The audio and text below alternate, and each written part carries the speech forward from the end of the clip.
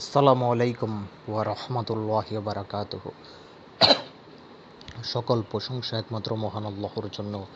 শান্তি অবতীর্ণ হোক আল্লাহর নবী জনাব হযরত মুহাম্মদ সাল্লাল্লাহু আলাইহি ওয়াসাল্লামের উপর। এশারের নামাজ মোট কয় রাকাত? একজন মুসলিম কয় রাকাত এশার নামাজ পড়লে তিনি আল্লাহর খাতায় মুসলিম থাকতে পারবেন? সে পুরুষ হোক বা নারী, যিনিই হোক, মুসলিম ওটা হচ্ছে আসল।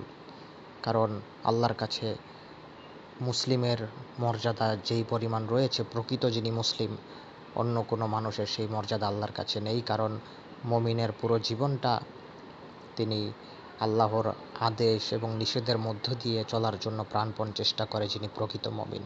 এই কারণে তো এশারের নামাজ আমরা যদি হাদিসের দিকে তাকাই, কোরআন এবং হাদিস অ্যানালাইসিস করলে দেখা যায় যে এশারের মূল নামাজ হচ্ছে শুধুমাত্র 4 রাকাত, অর্থাৎ 4 রাকাত ফরজ। পুরুষের জন্য জামাতের সাথে এই নামাজটা পড়া ওয়াজিব এবং মহিলাদের জন্য নিজের ঘরে পড়াই সবথেকে ভালো।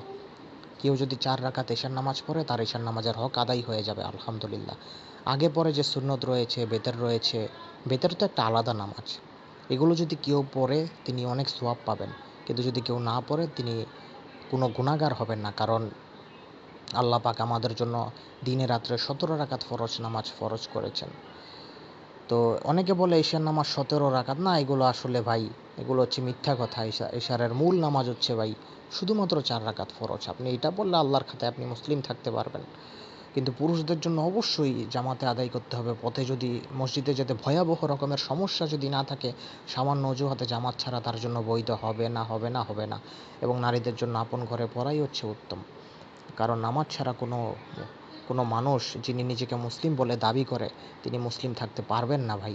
নামাজ ছাড়া তিনি মুসলিম থাকতে পারবে না, তার ঈমান টিকানো যাবেই না কোনোভাবে। আল্লাহ পাক রব্বুল আলামিন আমাদেরকে হেদায়েত দান করুক।